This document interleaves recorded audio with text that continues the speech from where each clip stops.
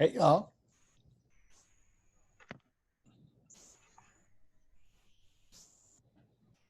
Hey James. Is that you, Ray? Yeah, bud. How are you? Hey, how are you? Good, good. Loving the daily shows, man. Thanks, man. Thanks.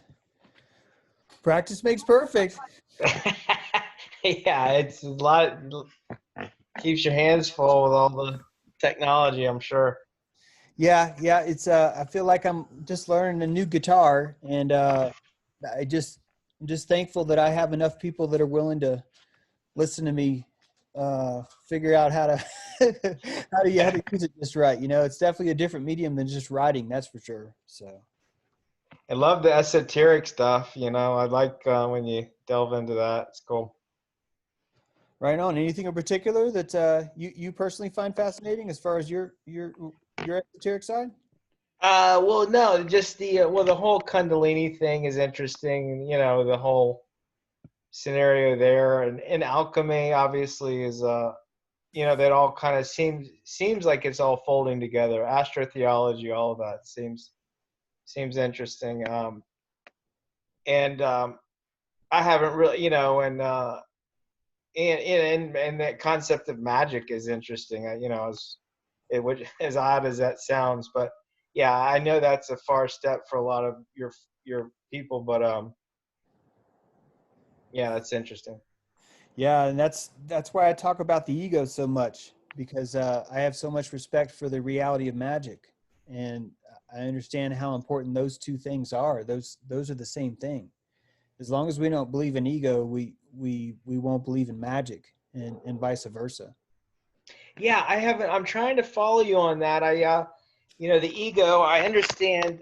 The trying to identify unconscious motivations and unconscious things, and obviously you have to have a center or whatever or an ego. But yeah, I'm trying to reconcile that with the constant barrage of stuff of the ego is maybe, and I guess in my mind the way I see it is your ego, if you're wrong, your ego can prevent you from discovering truths. But I guess maybe it's like a and you're talking about the health of the ego, but I'm trying to, I can see where if you're wrong and you really are committed to an idea, it could take you off the path, I guess.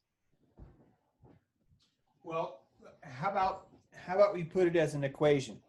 How about, and by the way, this is just a consideration. Yeah, of course. How about every time we're wrong, we feel a energetic jolt, oh, I was wrong, and you are you suddenly lose 100 HV, human volts of electricity, or I'm sorry, 100 PV, pranic volts of electricity. I'm just making this up. You Yeah. you, you lose 100 micro pranic volts of electricity every time you're wrong.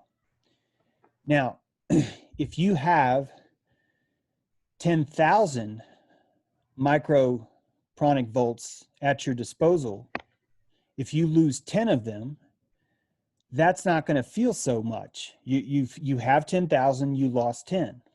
So for you to be wrong, if you are full of ego, it's not going to feel very, very threatening. But if you only had 100 and 10 were taken from you, suddenly being wrong costs you 10% of your entire life force. It's Good very, point. very Yeah. expensive to be wrong. Therefore, when someone is having trouble admitting that they're wrong, you're dealing with someone who's living in a deficit of ego. They have been taught they're not supposed to have a lot of ego, that society's shamed them enough to where they have no ego. And so they're running around on an empty tank. And when they have to be wrong, they're looking in their pockets and going, fuck, how can I afford this? And so they look around and they're like, I won't pay. I won't pay. I'm not going to be wrong. And so now you're looking at a completely different energetic economy. You're looking at a scrounging, no morality, right? There's no morals when someone's desperate, when they're jealous, When you're jealous, you're lacking energy. You're looking around going, I need energy. Where can I get it? You're not full of yourself. You lack yourself. You're asphyxiating. It's not the other way around. You're asphyxiating. There's no oxygen there. So you're desperate. And what does society do? It tells you, how dare you require oxygen? How dare you require ego? You need to drop that ego, brah. Right. Drop your ego, everything will be cool. And that shows you just how cruel we can be energetically with each other, because we're living in this facade that ego is bad. Yeah, I can see that. How does ego play into magic? So everything that you do in life is magic. And just like everything that you do in life, so we don't even have to talk about magic, but it's the same. If you're brushing your teeth, you are sacrificing some time and some muscle energy and some calories to brush your teeth. And that is something that requires a certain amount of energy. That is a sacrifice, and that is a part of the magic. Your magic is, I would like for my teeth to feel clean. I would like to baptize my teeth in scrubbing bubblesness, whatever. Right. And so in order to do that, you are willing to make your sacrifice and accomplish your goals. And so that's what requires ego. That's what causes the entire thing to basically to kick off. So the more ego you have, the stronger your magic is going to be. The more intent and will you can put into it, I suppose. Is that? Yes. Yeah. Yes. And that's why some magic works and some magic doesn't work. If you walk into Costco and you say, I don't have to wear a mask because of a medical reason, but you say it like that, I don't have to wear a mask. Right. Your energy, not only do you not have a lot of calories you're burning because you don't fully feel it, but you're not throwing a lot of will into it. There's not a lot of electricity into it. So it's more likely that using the exact same words is not going to work for one person, but it will work for another person. And that the meaning of whether or not something will work is going to be based on the amount of energy behind it. Therefore, the more energy you have, the more energy you're going to be able to push behind your magic. Gotcha. So ego is 100% magic. That's what charisma is. Charisma is magic. It's electrical magic that you see. You can tangibly see it. And we mistake it for sexual appeal all the time. I would say that 99% of sexual appeal is just pure charismatic magic. That's really more what someone's attracted to. They're sensing that field and they want it. They want that field for themselves is what they want. And so they're charged energetically by that charisma. That's a type of magic. You've fired up your personal Tesla coil, the toroidal field of your body, which is formed by the beating of your heart. If you look at the world in a three-dimensional way, you realize the heart is your center. And when it pumps, what it's really doing is it's creating this bubble of energy. And every time it pumps, it reinforces the wall of that energy. That is your charismatic ego. That's your field. That's your magical field. And if you beat just right, if you have enough confidence, if you're doing the right thing, that field is huge. And it makes women moist. It makes men stand tall and admire you. It makes all things gravitate to you if you have enough magic involved, right? If you have enough charisma. I mean, we see this all the time with in all the awesome videos we see all over. It could be cats have it, people have it. You see it in video all the time. When someone's pulling that magic off, they are gorgeous. They're beautiful.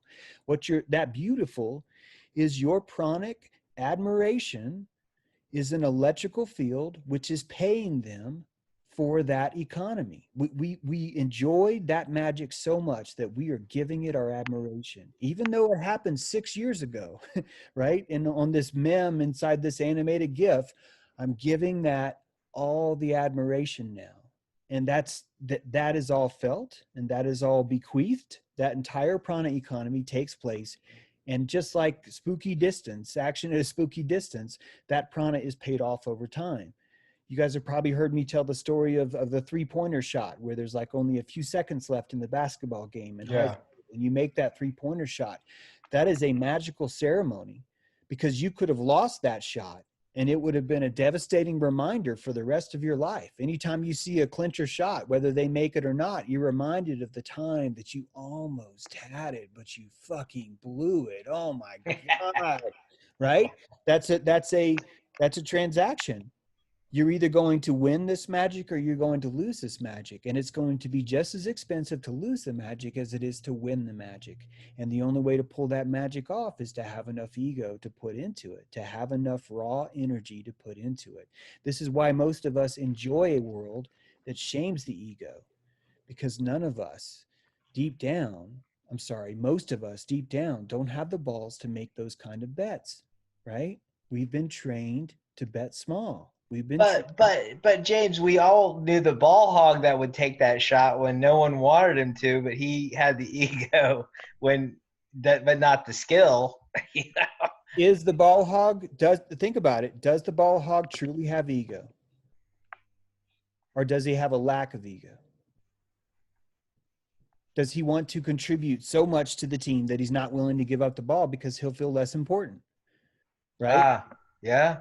Because to pass the ball requires a transaction of, I'm not the best person for this, right? It's in a way, passing the ball is in a tiny way the same energetic exchange as saying I was wrong, correct? Because you're someone that could do better with the ball, I'm going to pass it to them. So the person with no ego says, fuck, I can't afford to pass you the ball, dude. It's like 5 fucking prana points. I've got 7. Are you fucking nuts? I can't throw it. Look, you guys need to praise me for a little bit before I can pass you the ball. So what does he do? He hogs the ball. Why is he hogging the ball? He needs you to fucking pay him. And what does everyone say? You're a fucking ball hog. I'm not paying you shit. And he's like, damn it. What can I do? Right? And he's stuck. He's a fish flopping on the dock, man. And everyone's around him telling him, why are you bitching? Why are you bitching, fish? Huh? What, are you so mad? Oh, you need water? You need water? Well, fuck you, man. You should be dry. You should learn to be dry, man. You need to drop that need for water, man. That's what I'm doing. And that's exactly what happens. I'm telling you it's right. I'm telling you I'm right. Yeah, I agree. Yeah, you're right. I feel so strongly about it. It's the key. And I also see how most of us like it that way. Most of us like this idea where all of us are staying on the nickel slots, where we're not going to the big tables. We're like, no, I'll just bet my nickels over here. This is better because well, that's where I guess that's the self-limiting. I mean, in the quantum world, all options are open except the ones we close off for ourselves. I guess that's where that comes in, where everything is possible if we believed it. And I think you've alluded to that before. Yep. I think that anything is possible as long as it's mathematically feasible in the prana economy. Right. A woman can lift a Buick off of her child because she has the 7 years of her life that she can sacrifice by burning out her adrenals, right? In that moment to lift the car. She has that in her bank. And the universe, the ether tells her, well, you came in, you've got all the will you need. You've got good credit, here's your life force. Yeah. If you want to spend 7 years of your life right now to generate the adrenal strength in your muscles to lift this car off, I will grant you this. And she's like, fuck yeah, let's do it. And guess what? This proves that magic requires no ceremony. That magic can be a transaction that happens instantly. Do you follow what I'm saying? That's an instant transaction with the universe. Yeah, it doesn't require this huge Enochian spell where she has to draw a fucking circle. Now you got to go jack off a chicken, then take that jizz and put it over here and smear it this way. None of that. No, it's instant. It's instant transaction of energy. That's why chaos magic is so interesting. And you've alluded to sigils and. Yeah, because I'm not going to leave a dogma of religion to go into a dogma of esoterica. I mean, it just didn't make any sense. Yep. Yeah. Good stuff, man. I think magic is freaking awesome. And Well, not to hog it, and maybe one more question, then I'll let other people talk. But you brought it up today, or it came up today, and you've done some study on it. Speaking of sacrifice and blood sacrifice specifically, because half of us are here because of the whole Q and the allegations of things. Not to say that potentially, I think human sacrifice is probably a very powerful way to summon power. I don't know in what capacity, but what is the interplay? What is it? Is it the importance we give to blood that makes it so potentially powerful? It focuses the mind because we're so intent on it, or is this blood feeding another entity, this spilling? so blood is made up of blood cells. And those blood cells are individual autonomous living beings, uh, soldiers in your body that are here to serve you. And if you abandon your body, like a captain who abandons the bridge, your crew, your blood cells stop listening to you. They develop disease. They lose or gain pressure. They stop cleaning their arterial walls. They give up. They say, "Fuck this. This place is awful." But a magician knows each blood cell by name.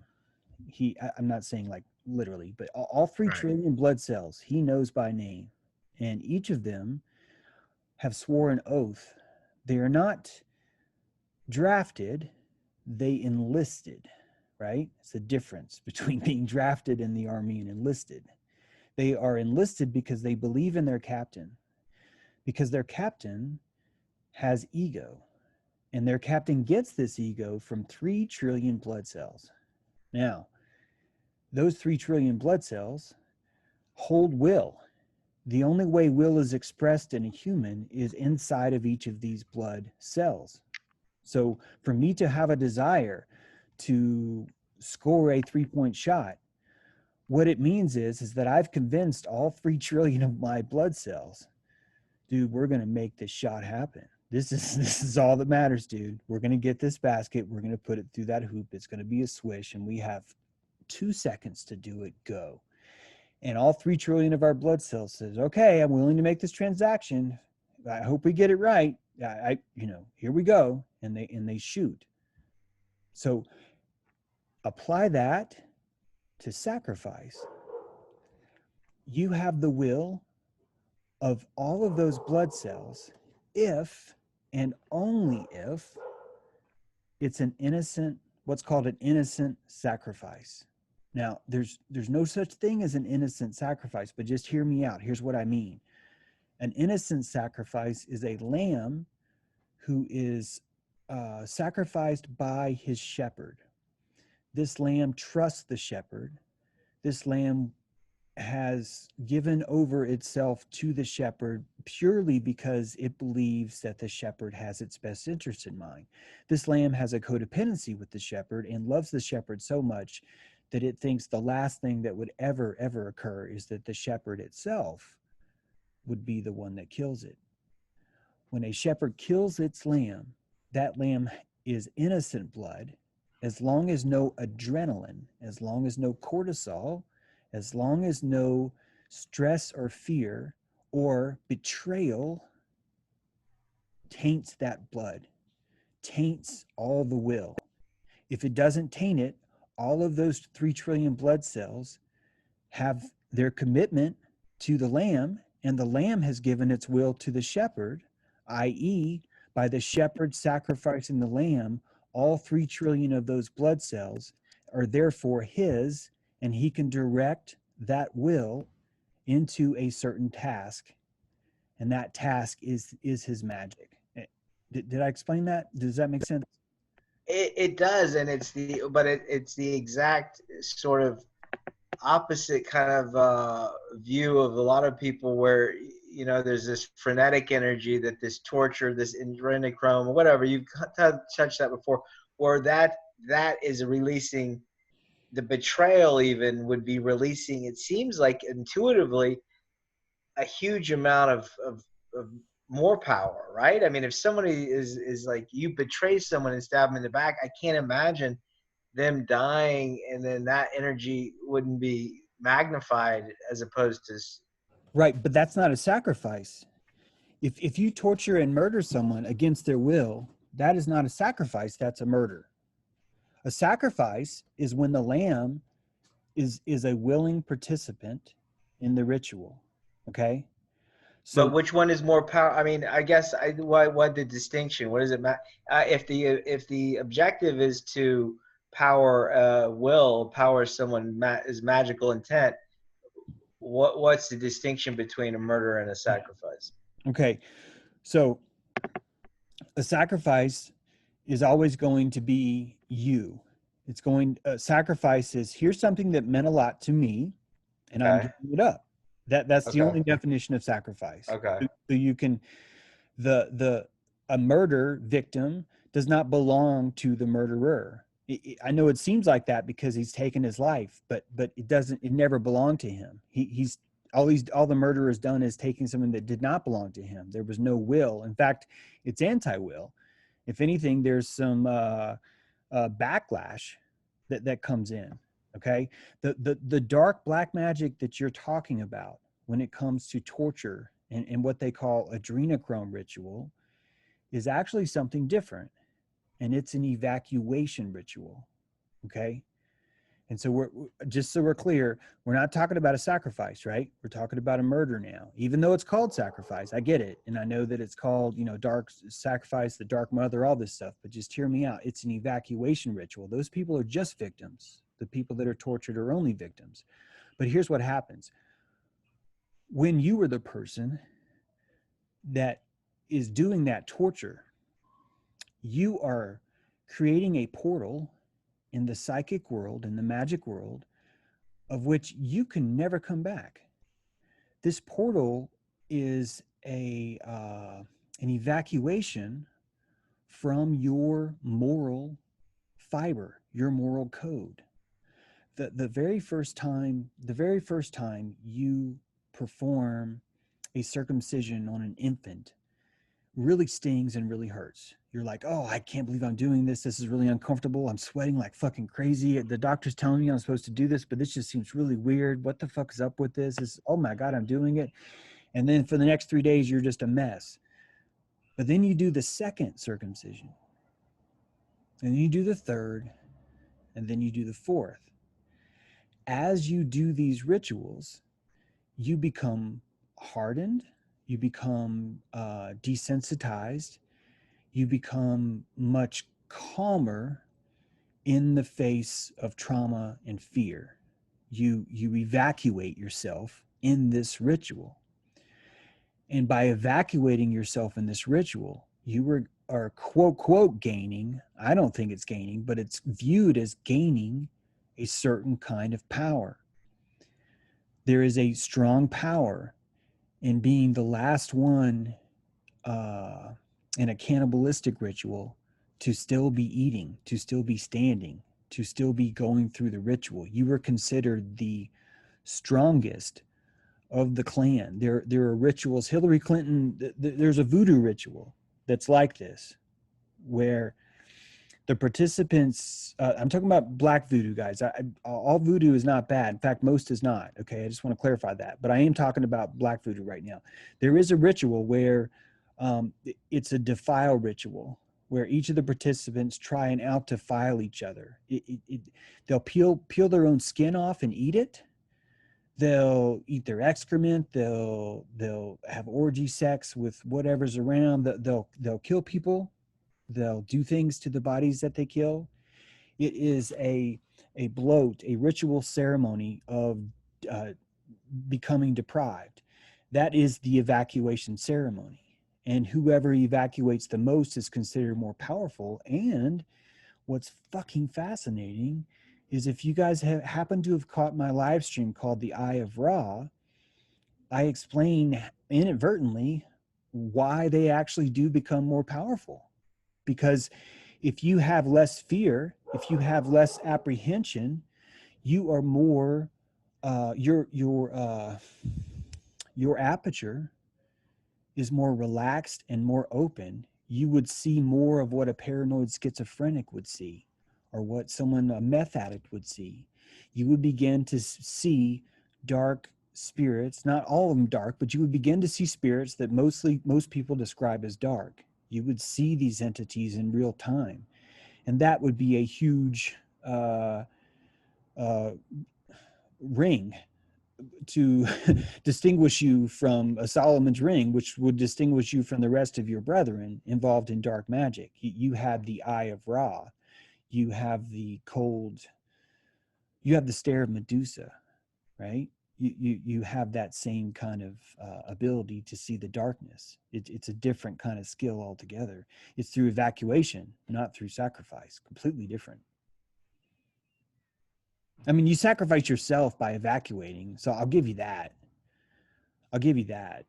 But you already think you're worthless, or else you wouldn't be on this path to begin with. So that's why I don't really think, I think it's a bogus sacrifice, because you have to value what you sacrifice. If you already think you're a worthless piece of shit atheist, and you're toxic, and your ego is bad, and you're too sexist and whatever, so you're going to go ahead and get into black magic, and now you're going to evacuate yourself, you're not evacuating anything. Like, there's really nothing to evacuate, you know? That's why I don't like to call it a sacrifice. I'm sorry, I meant sacrifice, not evacuate. It's not really a sacrifice. They call it that, and technically, I guess you could call it that, but there's no essence inside you. You're the absence of essence. You're the vampire that has no shadow. Why does a vampire have no shadow? Because the sun can't even recognize it as a fucking life form, right? It's like, I don't even fucking know. You're evacuated. You're exactly equal. You were positive, and then you went negative enough to where now you're like equal. There's no light. There's no shadow. There's nothing.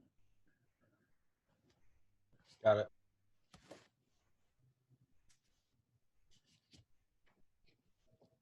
Anybody else got anything? Hey, James, I got something. Can you hear me? Yeah. Okay. Yeah. Go ahead. So how do we trust our facts if everything?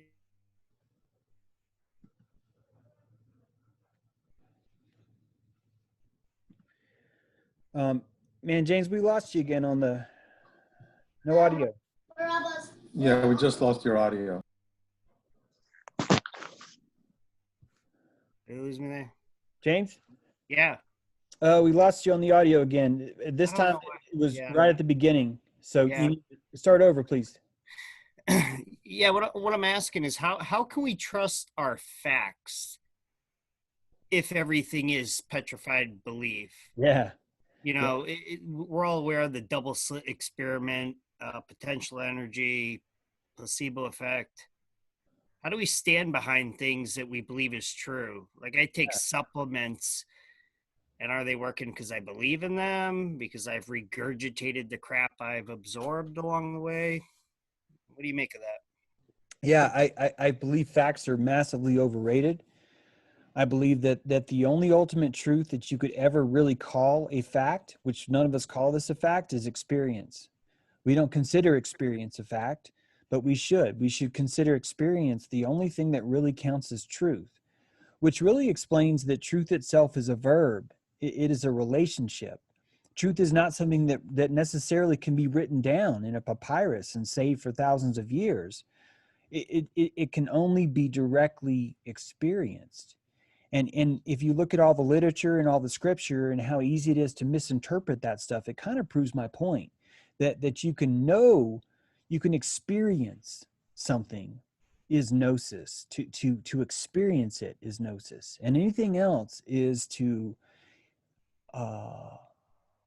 imagine what it would be like to experience. So what we call facts really are, we imagine that if anyone was to experience this, they would see that. And that's what we really call a fact. And that's what we really mean. So all the information that you've ever been told, if anything, if the zeitgeist, if Babylon teaches you anything, it's that most everything is a lie.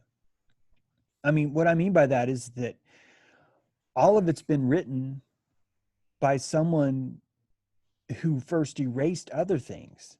And this is why half of all scientific research is proven wrong in 20 years. While 2/3 of all, or 1/3, 2/3 of all lab results cannot be duplicated.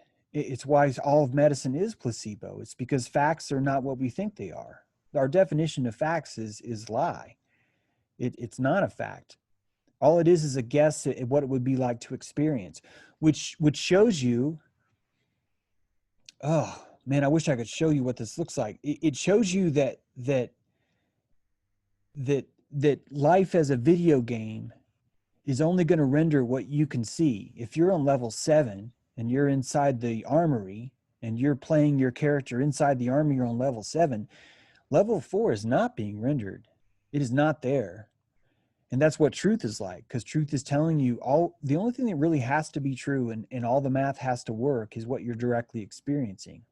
Everything else seems to be really, really just kind of globular and dogmatic for a reason, because it needs the flexibility. It can't afford to render all this truth at the same time. I don't think it would be possible for you to know everyone in the world or everyone to speak the same language, because we don't have the resolution to resolve that much truth. God, I'm probably not making any sense, but I swear what I'm saying makes sense. I just got to figure out a way to explain it.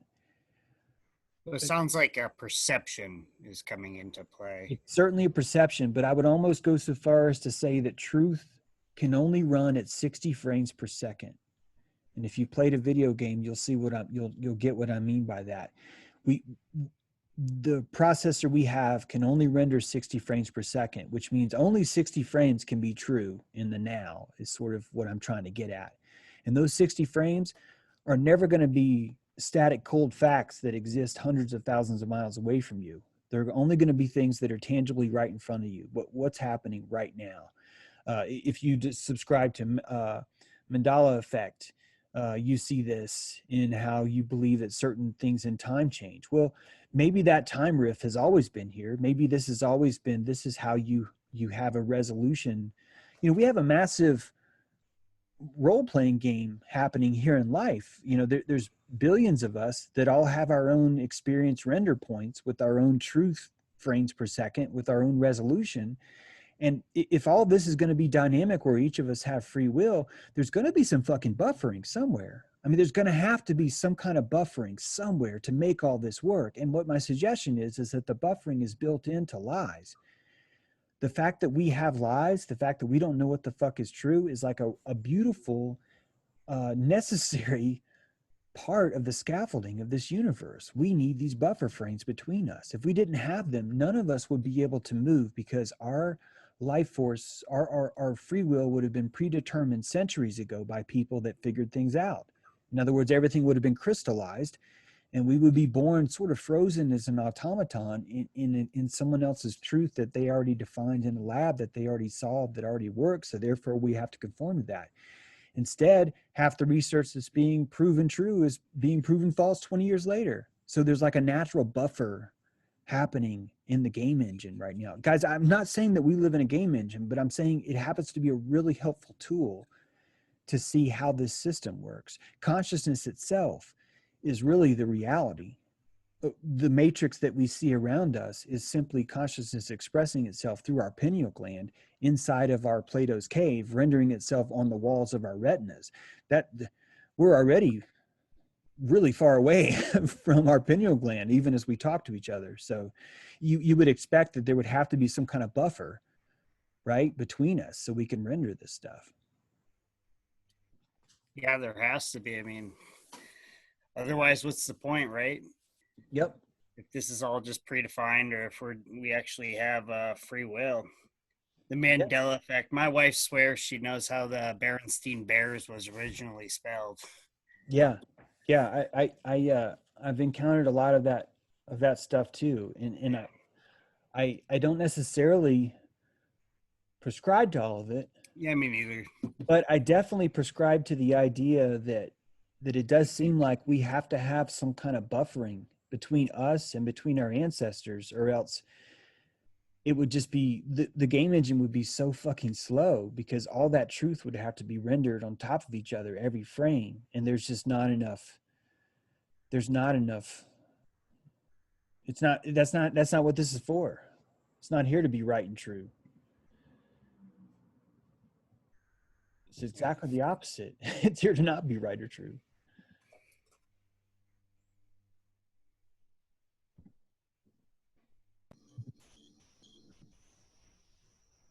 The real problem today is that the technology has become so good. It's really hard to tell whether something is real or not real at all. So for me personally, as long as I don't, see it's within, hand distance, I don't trust anything. And especially now, with all the nonsense, you just, it needs to wait at least 2, 3, 4 days, even sometimes a week until you see all the facts, so to speak, come out.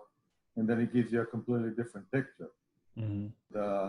One of my favorite movie scenes was from The Running Man, 1987, Schwarzenegger, is when he went to the broadcast station, the television station, and they had tapes of all the original footage that they were trying to frame him with. And of course, everything was massaged. Nothing was actually happening the way they showed it on the screen. So we've been pretty much known about it for so many years. The same thing with the moon landing and all the wars. Everything is starting with a lie. Everything is a lie. This day, I just don't trust anything. Wait. Are you saying we didn't land on the moon? Yeah, of course we haven't. I was just watching Owen today, and he was talking about, okay, so where did they put the moon dune buggy on the Treefort meth head lander, right? Yeah. That vehicle is bigger than the spaceship, itself. So where the hell did they put it? It's just a whole bunch of nonsense. Yeah, and we just sucked it up, man. We loved it. It was. Yeah, and I wanted to add to the conversation of taking the last shot. I used to play tennis. I actually lived in North Carolina, in Raleigh, for 10 years when I came to the States. I'm actually an ex-Israeli. I moved here with my wife. And I used to play with a group of people. We play USTA, which is kind of like the tennis governing body here in the U.S. Yep. And I used to play, locally. And then one year we actually played really well, and we beat the region. And then we went to play in where they play golf in North Carolina. Man, I forgot the name of the city, but it doesn't matter. So we played there, and we won, and then we had to play the sectionals in Birmingham, Alabama. So, we all jumped into a car and we drove there and we started playing. And usually what I used to do, I'm not a professional, I just did it for fun. But it was, kind of cool to in the beginning win a little bit of games and give you a little bit of confidence. But of course, the higher in the ranking you go and you have better competition. And then at some point, what I used to do was just, put a lot of slicing, dink and donk, just try to survive the match, do whatever I can just to win. And then I realized one match, man, I just can't play like that. I can't live like that, kind of living with myself where I knew I didn't put 100% and was fully committed, and try to win. Or try to win the right way. I was just trying to win and try to advance. So at some point I said, okay, I'm just going to go for it. No more dinks and donks and just, smack the ball and do all that. And man, I played so well ever since. I mean, just, raised, it's not just the way you play, it's also your psyche, it's your head, you're not just playing against an opponent, you also play against yourself. So that really helped me a lot. Just the change in mentality. Yeah, the state of war is the ultimate magical ceremony because every bit of you is focused on winning. Your life depends on it, and you become addicted to that aperture because you were most alive when you're fully dilated, and when you have an orgasm, when you give birth, when you almost die, when you see a ghost, when you get married, when you whatever, right? You dilate, you're fully dilated. And in those moments, you you're nothing beats those moments. It's that dilation is pure experience.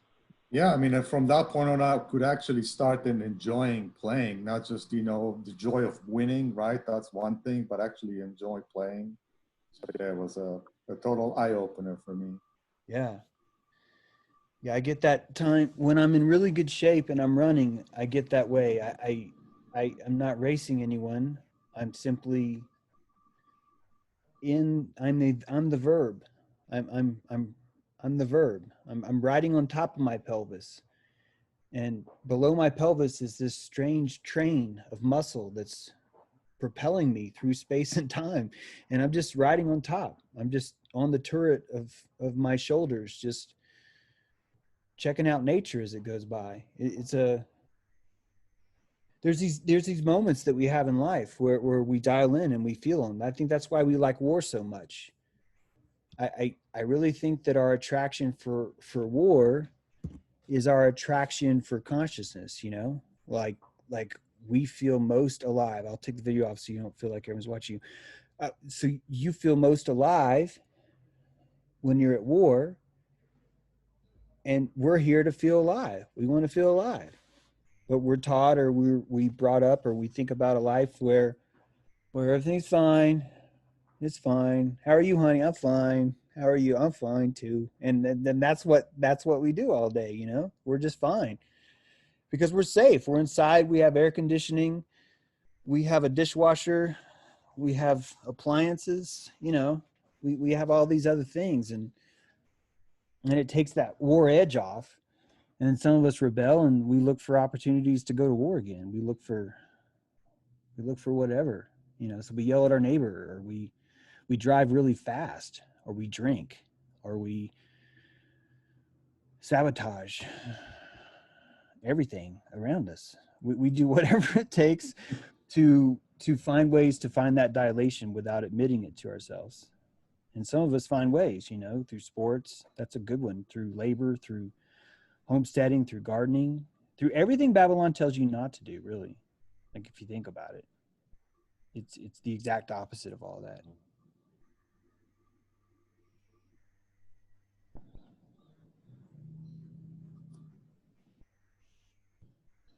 Anyone in the chat ever try Sungazing? Benjamin mentioned Eat the Sun a couple times ago. I was about to watch it tonight, talking about monatomic gold and basically being like the essence of mana. What is it?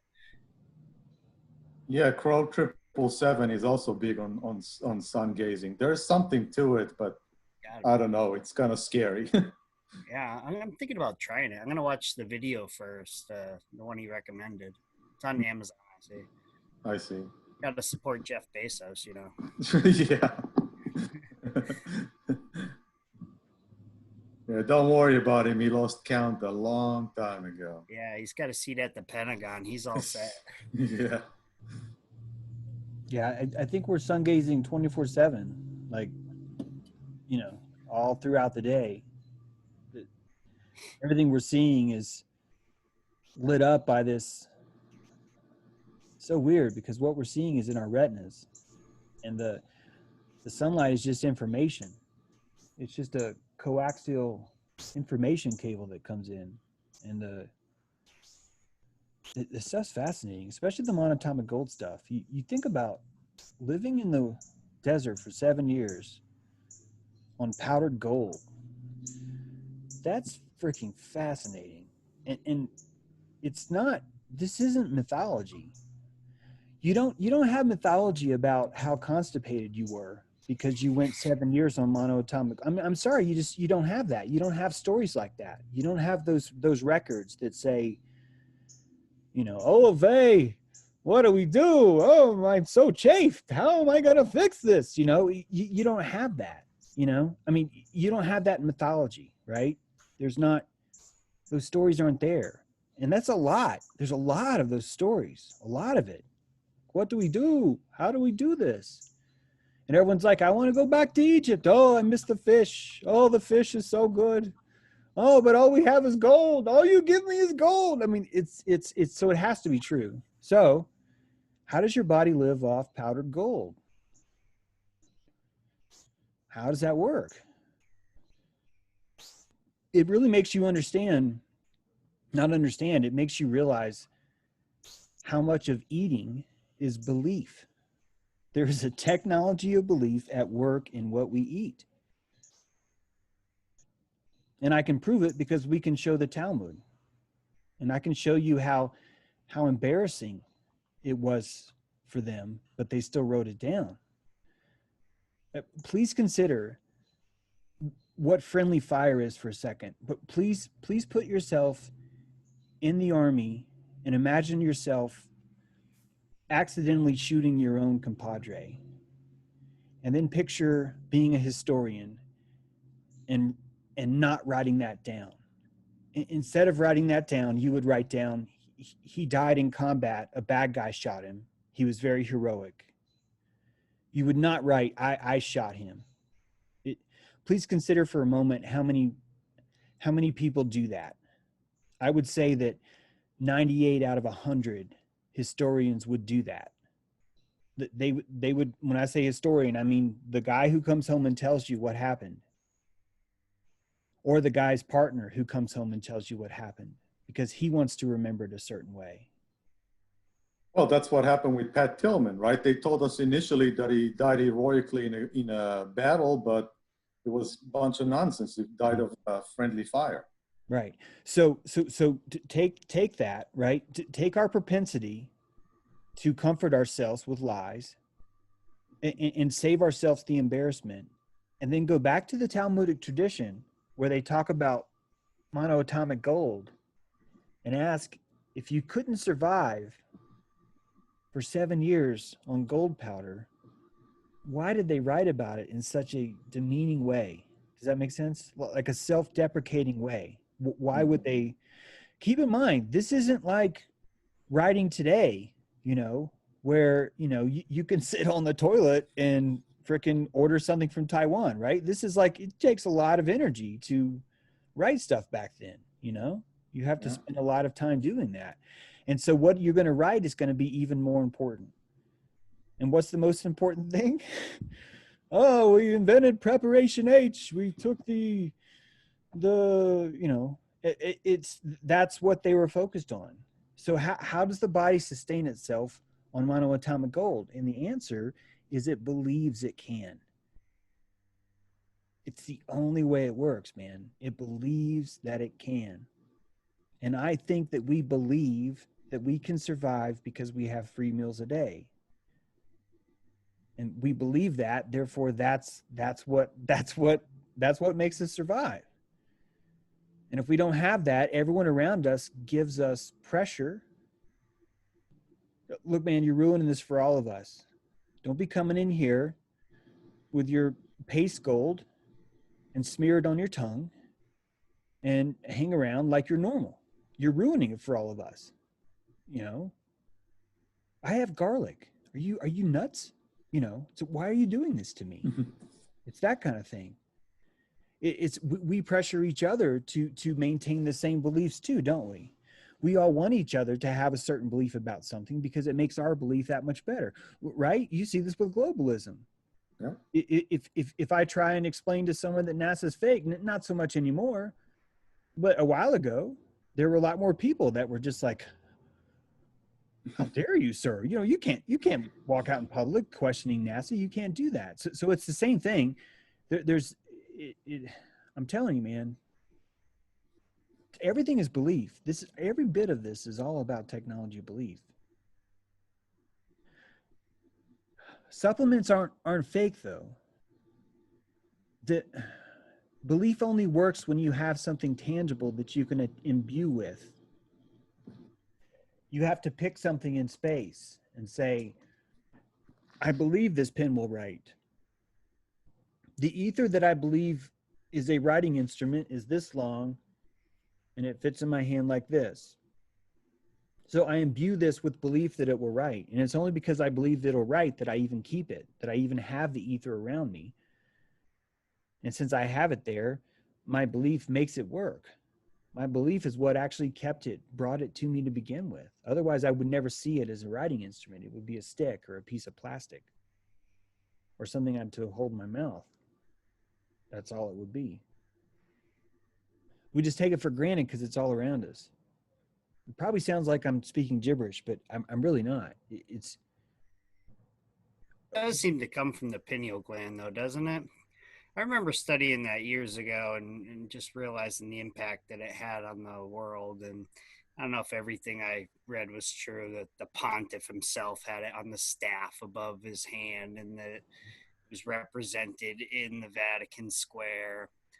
I do remember reading that it had pineal magnetite inside of it.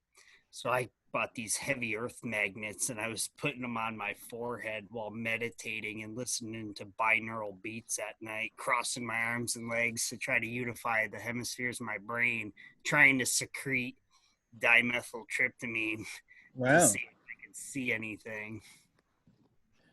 Did it work? I think so, a couple times, not every time. If nothing else, it would give you a euphoric sensation, really make you feel at peace. Yep. Maybe once or twice, but it's hard to say. I don't trust in that what I saw was real or imagination, or if there's a. Well, see, that's where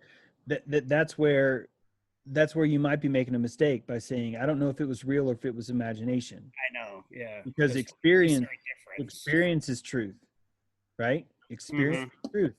This is not a temporary philosophy when I say experience is truth. It's not only true if this or if that. No, I'm talking about when you're in the lab and you're surrounded by a bunch of zombies that are talking to you about facts. Even then, even in the worst battle possible, experience is the only truth. It doesn't matter what they tell you, even if they only show you math.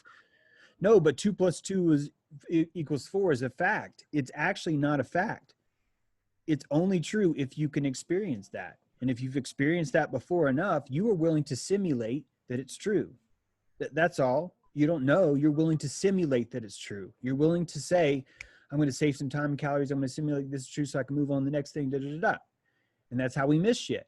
We simulate things that we assume is true and we think it's cool. Didn't mean to say a bad word. It's part of how this works. We simulate. It's funny, I dragged myself back like that. I saw myself going away and I didn't trust it. I'm like, no, get back here. That's beautiful, fake. Man. That's beautiful. Look what you just did. You were stalking your own field because you had enough ego to look for the calcification to say, hey, I found a breach. I just found a breach in my ego. This is fantastic. Hey, get back here. Yeah, let's say. That's freaking fantastic, man. And that only comes because you had enough ego to spend. You were like, I'll take this bet. I'll take it. Yeah, I got 10s, no problem. Here's my 10 prana points. So hey, get back here. Let's do some work, man. Let's make this happen, And now that's going to be charged for you, whether you remember it or not. Some of your blood cells are going to remember this 4 days later when you're doing something else. And you're going to, when you drop the jar of pickles, you're going to catch it because you're going to have the agility and the dexterity right at the moment, right then. And you just knew you didn't have to see it. You're just like, oh, caught the pickles. And it's going to be part of this system where all you've done all day is found a breach, calcified, calcification. That's why alchemy isn't a circle, it's a spiral, because you're always going up or you're always going down, either way, but it's always an opportunity to make progress. I think that's what that whirling dervish of the Sufis all about, man. The Sufi guys in the white dresses that spin and spin and spin and spin. I think that's what that's all about. That idea of spinning is like a spiritual alchemy that's happening in real time. I don't know. There's a lot to that Sufis. There's a lot to Sufis that we don't fully understand. I look kind of menacing in this light. Sorry about that. Anyway, it's like I'm lost in this interesting. Like I can see the ether. In other words, as I get closer, the ether is not as dense, but the ether's really dense through here, right? It's like, I'm not trying to make this about me right now.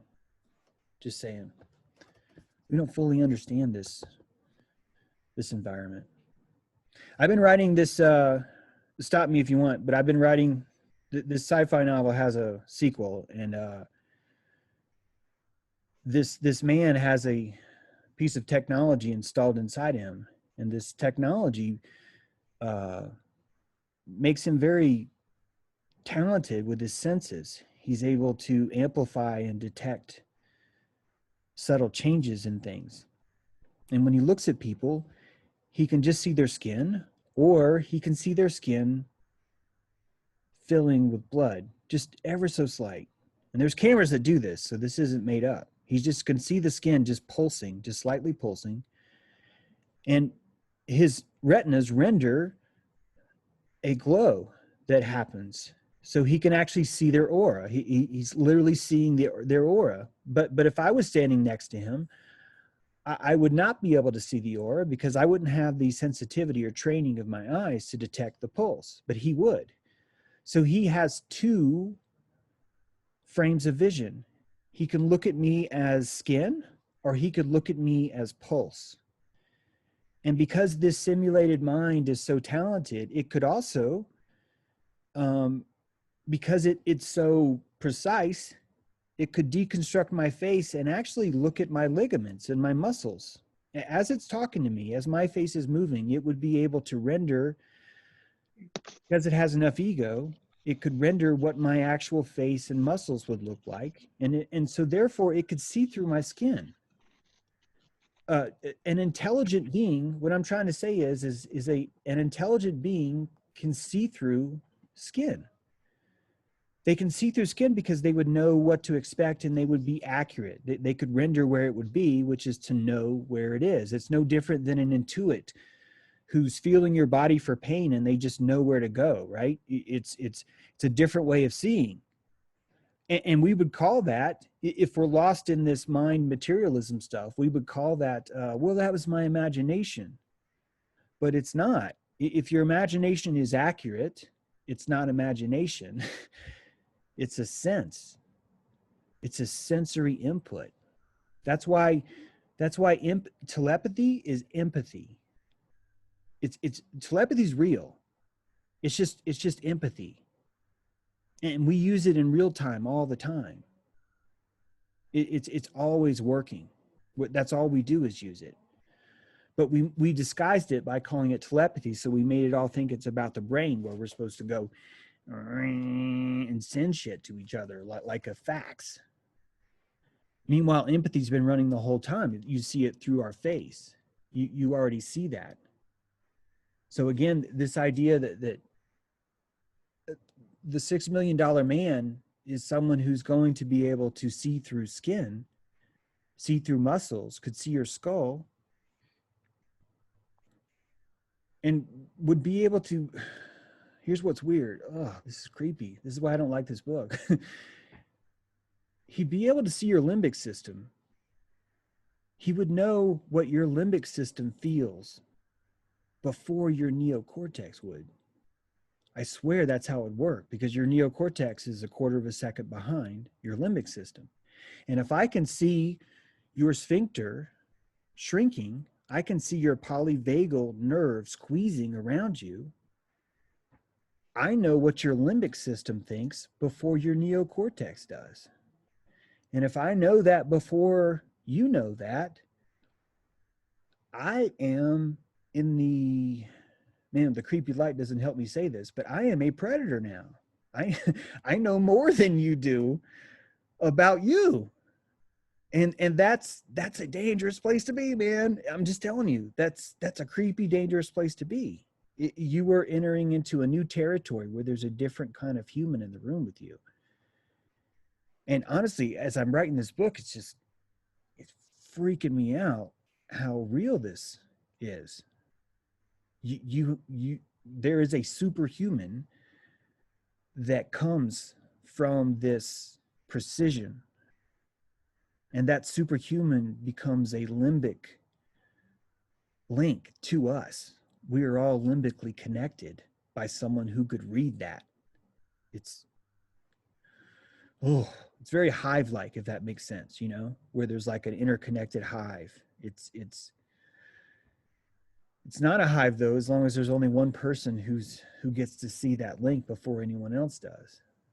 And that person's a god on earth. The same kind of God that controls your immune system, right? If all of us gave our immune system over, the company that controlled that would not be a company anymore. It would be a god. It would be something that people would worship to stay alive. So you're dealing with different entities now. We're seeing the predators in the trees, is what I think we're seeing. We're seeing the true state of the world. And yeah, the potential for how cool we can be is directly proportional to the potential for how awful we can be, right? As above, as below, right? Or whatever that thing. Yeah, as within, as without, all of it.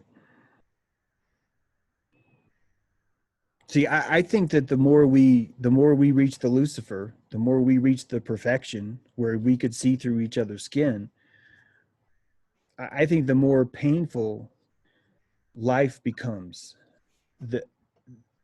There's, as mystery retreats as we advance in intelligence. And there comes a point where you run out of mystery in this world. I mean, it's true. I'm not discounting the world, but there does come a point where it will eventually run out of mystery. And as we learn to simulate, as we learn to compute, once someone learns how to turn the earth into a large computer, where every single bit of matter is somehow computing for a central processor, which I believe is already happening. But once someone's able to tap into that computer and run equations through it, all this becomes more relevant what I'm talking about. But the Lucifer, as he approaches omniscience, right, all-knowing, all omniscience is a computer that can read your limbic system before you can. And he can do that to everyone instantly. That's all omniscience means, guys. That's all it means, is one computer that could outread all of us at the same time. And that would therefore become an omniscient being. Now, I'm not saying that automatically makes a God, but the first definition of what people call God is omniscience. And so I'm just describing that man is achieving this Lucifer agenda, whether we want to admit it or not. It's happening regardless of if we try. So since it's happening regardless, let's not pretend that we're somehow pulling the wool over God's eyes and he's got his back turned. He's like, whoa, you became omniscient. I never foresaw that possibility. I mean, let's not pretend that. So instead we have to see that part of the process of us being in the Earth Dojo is slowly reaching omniscience. And now this is part of why my book's so creepy. I put myself in that chair. I put myself in Lucifer's chair and I go, what does it feel like to be omniscient? And guys, it is not fun. It is not a fun experience to be omniscient. I'm telling you, no matter how you render it, it is not a fun experience. Number one, you're trapped in time. You're in time. And you can't escape time. With your omniscience, you're still in time. So here you are in time and you know everything. You've heard every song, you've read every book, you know the answer to every equation. When you go into a cave that you've never been to, you know exactly what the cave looks like. You can see through all the walls. You can't help it, right? Because once you know something, all of you know this. Once you know something, you can't unknow it, can you? So omniscience is a virginity spent. It is a transition, a walking through the threshold, a gaining through the portal. And now you know everything, but you're trapped in time. What does that feel like? It feels like when I was in the Navy and I was on midwatch, and from midnight until 4 a.m., my job was to just make sure nothing caught on fire. It was the most boring, painful experience of my life because I wasn't allowed to read. I wasn't allowed to talk. My job was just to stand there at attention in case something caught on fire. And it was the most painful thing I've ever been through because it wouldn't end. And you're wearing polyester pants. And no matter how much you try and keep your white uniform clean, you're always spilling coffee on it. So you fail every inspection every day. You cannot win because you're supposed to be anything but trapped in this omniscience uniform of just, you're not even waiting for anything to happen because you already know what's going to happen. You already know what's going to happen. So now you're just trapped there. You're just like, great. You can't even die because you'll already know when it's going to happen. It's, you would want to kill yourself. I'm telling you, you would want to kill yourself. And that's the story of Lucifer, isn't it? It is, because Lucifer, how does Lucifer become Kronos? He kills himself. He's like, I want amnesia. I want a deluge. I want a reset. Can you erase my mind? How do I erase my mind? I'm going to have to put a bullet in my head. I'm going to have to cut the umbilical cord, and I'm going to have to fall. I'm going to have to fall all the way to earth and crash in a giant pool of water and forget everything that ever happened to me. And then I'll enjoy life more. And then the whole process starts over, doesn't it? The whole thing starts over again. Doesn't that explain ancient civilization? Sorry, but doesn't that explain ancient civilization though, guys? I mean, do you see what I'm saying? If you look at how we have 3 or 4 different flood stories, if you look at how we have all these ancient civilizations that died and were brought again, wouldn't what I'm describing be a pretty plausible explanation for why civilizations reset themselves? And I'm sorry for whoever's getting ready to talk. Please go ahead. I just wanted to get that point in. No, I was so you're writing a book on. I've seen a lot of those experiments that explain how something in you knows what's going to happen before it happens. They've done experiments where they've hooked 2 people up to PET scans, CAT scans, whatever you call it, and put them in different rooms, shine lights in their eye, and the other guy's visual cortex lights up as if he's seeing the lights himself. So there's a lot of unexplained things that we still don't know, but it kind of reminds me of a story I once heard about American Indians on the shore seeing ripples coming in on the ocean before any of them knew what a ship was. And a couple of them could identify these ripples, and like the cavalry, they were going back to everyone else saying, hey, I'm telling you, there's ripples here. And then after enough convincing and enough people got on board with it, eventually they were seeing ships. So that being said, if this is the greatest apocalypse ever, it almost makes me think that some of us are about to start seeing some things that we were previously denying ourselves. Yeah, Project Bluebeam. Yeah, oh yeah, definitely. I'm talking about a deeper meaning to the word Project Bluebeam, right? Oh, okay. Of course, I know what we mean by Project Bluebeam, but what I mean is that there's something else to it also, right? That there is something deeper there. And this is why I went back to the fact that all of us have to have our own buffering engine between us, because check this out. Project Bluebeam gives us a buffer. Some of us don't want aliens, okay? Some of us are like, dude, I do not want aliens in my aperture. No, the answer is no. And so we have Project Bluebeam.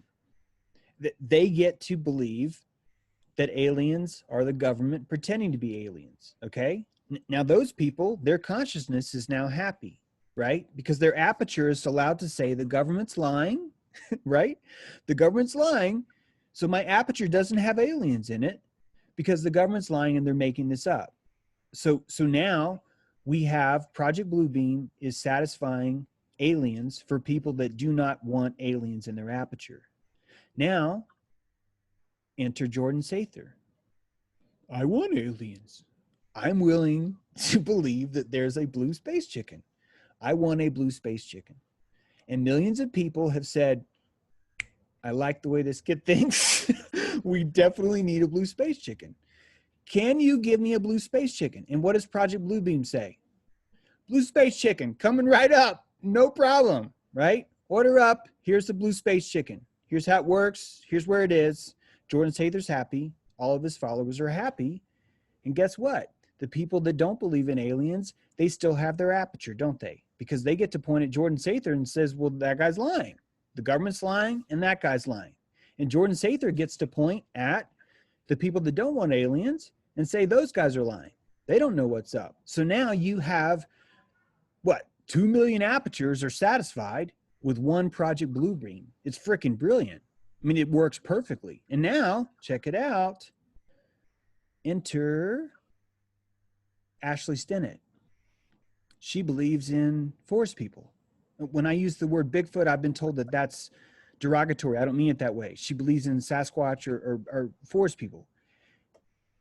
Project Bluebeam solves that because it allows her to see that energy displayed to someone who believes in aliens will appear as an alien, and energy displayed to someone who does not believe in aliens but does believe in the energy will display itself in its true form as a forest person. In other words, her aperture is able to see alien life, a different kind of energy, just like you mentioned, the waves, but without seeing the ship. They can process this under one roof, and it still be called Project Bluebeam because we have aperture now. We understand aperture. That means all 9 of us can see the exact same energy, but interpret it in different ways, depending on the aperture that we want. And to me, that's a profound way of looking at reality. And it also solves a lot of freaking problems with rendering, with buffering, with reasons why the lies are there, with all the deception. It feels like deception always means life's broken. But when you look at it this way, you see that no, deception is glue. It's holding all this together. It's the tapestry that makes all this work. You know, the reason why the fabric is flexible is because we have deception. It's a different way of processing. In that sense, James, I mean, then everyone has that. They say, this is my truth. So isn't that, then how can you have a universal truth? Everyone has their own truth. Because truth is experience. And as long as we understand that all truth is something you can experience, then it all fits. Because in our experience, our aperture is applied, and we see what we need to see to evaluate and explain the energy that's in front of us, right? But that's all it takes. All we have to do is validate our aperture, and we can render something on inside of our retina walls. So Jordan Sather can paint us blue space chicken. Someone else can paint a Sasquatch. Someone else can paint a flying dragon. That's how China would see a lot of these UFOs. Before we started building cars, I've got a book called Wonders in the Sky, and all it is just documented UFO sightings. And before we invented cars, every single UFO sighting was a flying dragon in China. It was a flying wispy train dragon, right? One of those dragons looks like a centipede. All their spirits look like that because that was the energy that they could process. They wanted to see the world, but they could only see it as it's processed. They could only find a way to process it and say, yeah, I can render it as this, right? It's the nun who's watching the school play and say, you are not going out on the stage like that, demon. No, people are gonna piss their pants. You could not go out there like that, demon. You're gonna have to put some bows on your horns, you know, do something. You cannot go out there like you're gonna freak everyone out. And so our retinas is always, you know, the amygdala is doing its job, man. It's going to show that energy. So everyone does have their own truth. Everyone writes their own movie and writes their own ending. Yeah, because that experience is going to be their own truth, and their experience would be real. We still verify. Okay, so let me explain it this way. If what I'm saying is true, all of us have a central pineal gland. All of us are receiving energy in the exact same way. It's our record needle. And that record needle is always picking up the exact same type of energy signature. All of us are receiving the same energy signature from each other, but that energy signature is the subterranean voltage of life. We don't see that. We see the imbued life. We see a life of color, of material, right? Of sound, of emotion, of feeling, of touch, of sensation, and of smell. And we see this imbued life because our pineal gland has rendered it for us. We can only see what the pineal gland renders. We can't see the front side, or maybe we can, but none of us have told each other how to see the front side of the pineal. the signal before it's turned into, right? Because the pineal takes that one signal and turns it into sight, sound, touch, feeling, taste. So all of us are receiving this primal signal of the ether, but each of us are experiencing it differently because we're running it through our rendering engine and it's displaying to us. Some of us can render at 60 frames per second. Some of us have gotten older and we don't render as fast, or some of us render faster because we're older. However it works, right? Some of us render sound, some of us render sight, some of us don't. Some of us have no taste buds. I know people that don't have taste. So they're not rendering those things, and they're rendering different things in different ways, right? Dogs will see in black and white, but then they render smell and color on top of it. So we're in charge of how we render that signal, but we can't really see the other side of the signal. And I'm under the impression that the other side of that signal, every one of us is receiving that exactly as it is. If there's any truth, Randy, it's that signal, right? The signal on before it gets turned into sight, sound, and everything else. Right. So that way, building 7 as an example, right? So some people don't filter it, or they filter it out. Other people don't. But to me, that is like, okay, the truth was, well, building 7 is and maybe something else happened too that none of us see. Yep. The before the aperture, if you could look at the raw energy before the aperture, something in the ether happened in the location that's been imbued with building 7. In other words, the ether in that spot did something, and we rendered it as it fell to the ground. And some of us rendered it as it fell to the ground because of this, or because of that, or because of that. Even the fact that it fell to the ground is something that we rendered. The truth of it is actually something more subterranean. It's okay. So if this explains it, right now you're hearing me speak English, but really, technically, guys, if you were to truly look at the front of the signal, you would see 011, 011, 011, 011, 011, right? Because this is all coming to you broadcast digitally, right? So the signal in front of the pineal gland would just be O's and ones. And that's what I'm saying. Consciousness, we can't see that binary code, or if we can, we're not able to express it or talk to each other. That's why each of us can see the exact same thing, but render it differently through our apertures. That was a long way of agreeing with you. Building Yeah, 7 can kill itself. Yeah, exactly. I mean, so maybe visually everyone saw it fall, right? Mm-hmm. Visually. So the visual was one thing, which maybe no one needed to filter anything. But then it's more of, I don't know what you call it, the preceding events, or the assumptions, or I'm not sure how I'd even say that. So I would, this sounds like I'm being particular, but it wouldn't be the first time I do this. This is, of course, I'm particular. Building 7, it's actually not the truth. All of us don't actually know that Building 7 fell. We saw video. Most of us have never actually seen Building 7 in real life. We've seen video of it. All of us experienced nothing. We were told an experience happened. But let's pretend like all of us were there and we did all see the building fall. Let's pretend that way. And let's pretend that some of us believe that it was 19 box cutters, and some of us believe that it wasn't, that it was a demolition and lots of people died. And then some of us believe that no one died. So all of us saw the experience because we were there. We're pretending that we were all there and we saw it. So that part we all agree on because we saw something fall. And we experienced it. We have that truth to us. But now everything else through our aperture is able to change based on what our aperture can accept.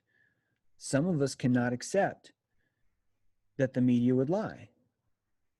And because we cannot accept that, because that's too uncomfortable, we see the building as being part of a fire that fell on its own. It was necessary, right? And I would just be wasting your time by taking it on. But If you're comfortable enough to see it this way, you see it that way. If you're not, if you're more comfortable, you can see it as fraud. As soon as you see it as fraud, your aperture now is only comfortable enough to see it as nothing but evil because it's fraud. Think about that. Your aperture can only see it as evil. You're not able to see it as, there's no way this could be good. There's no way this could be an awakening ritual. No, this is just nothing but evil because they lied to me. And because they lied to me, that's all that matters, right? Your aperture has one dimension. If you think about it, that's what it is. Your empathy has one dimension. You can only go first to someone's actions, and then you can't render past that. It's like if you're playing chess on a computer, the computer is only one move ahead. That's as far as it's rendering. But if you reach a deeper level of compassion, you will give it the time to render 2 moves. And you look at building 7 through 2 moves and you go, wait a minute, that's weird. What? Why would they give that away? Why would they sacrifice their own power? It takes a lot of empathy. It takes a lot of ego for you to grant them enough time to say, what if they did building 7 on purpose? What if they dropped building 7 so that I would see it and I would go, wait a minute, that doesn't make sense. That takes a lot of ego to go that far. That takes a lot of compassion. You have to be generous to be able to go that far. And all that information comes to us through light. The first group that thinks that the media doesn't lie, they got the same light through their eyes because they watched Building 7 fall, because I said all of us are pretending like we're actually there. The next group saw the same amount of information, the same amount of light that came into their eyes, but they were able to see more information from it. They saw more information because they saw it was staged. And then the next group of people, they saw even more information because they saw the empathy behind it. So that same light has all the information in it. All of the truth of everything that is inside of light. It's our ability to extract it that gives us each a different aperture. It's our ability and willingness to drink from it, right? To process it better. Over time, right? Yeah, I think so. Yeah, definitely. Because 20 years later, right? However long it was before people started seeing it. Yeah. And look at how much better all of us are individually seeing through psyops, right? None of you are wearing masks, right? And so that shows that the aperture has gotten some exercise, doesn't it? You've exercised the muscle of your aperture of discernment more than you did in 9/11 when all of us saw Building 7. Back then, we didn't have this muscle at all. We didn't have a muscle of discernment. It was never in question. But now, man, we exercise that a lot. We exercise it so much, we're all in a Zoom chat talking about it. That's how much we exercise. It's that important to us. Seriously, our discernment and aperture is that important to us that we're willing to spend our time to just talk about that. That's huge, right? We are at the gym right now, guys. We're at the gym. Do you see what I mean? This is the discernment gym. We are working out, man. That's why we're here. That's why, hopefully that's why you watch the stream, because you want to work out. I'm a spin class instructor, just like, let's discern. It's time to discern. Go. You're a lie. You're the truth, baby. I don't know. And as we get better at this, we're more generous, we're more compassionate. And when we see Building 7, we can see 2 or 3 or 4 or 5 moves ahead, right? And in my opinion, when you start to see that many moves ahead, you see, I have respect for people that are dangerous. I don't look at someone who's dangerous and say they're evil, therefore they have no wisdom for me. When I see someone who's dangerous, who has a lot of power, I drink that person of every single fact and piece of information I can extract for them, because they leak it. They can't help but leak it. You can't hide. You can't hide from compassion. And because I don't fear evil enough, I can sit inside their adrenals. I did it with Lucifer. It's creepy. But that's what I was willing to do, because I wanted to know, how does this whole system work? And when we do that to the system, when we do that to these rituals like Building 7, it tells me that the most important thing, more than controlling humanity, more than turning us into slaves, what's more important to these people is us learning to see that they're lying. That is profound. That shows them it's more important than money, power, influence, wealth, control. What's more important than all those things is us reaching enlightenment. Who does that? Ben Franklin would do that. I mean, if you read what he said, if you believe that who he is, if you could experience him, I would imagine someone like Ben Franklin would do that. And honestly, guys, I think that if I was like really successful, like if I had my campground and I was like, first of all, I'm very successful. I'm so happy with the way things are going. But what I'm trying to say is that if I was like a pinnacle of movement like Ben Franklin, I would be doing shit like this. I would be doing things like this.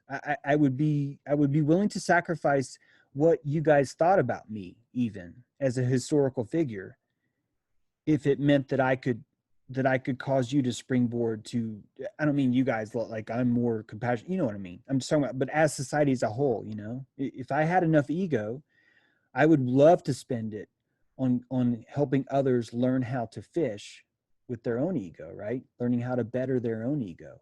That would be important to me. It would be my legacy, even if it meant that I had to play the bad guy.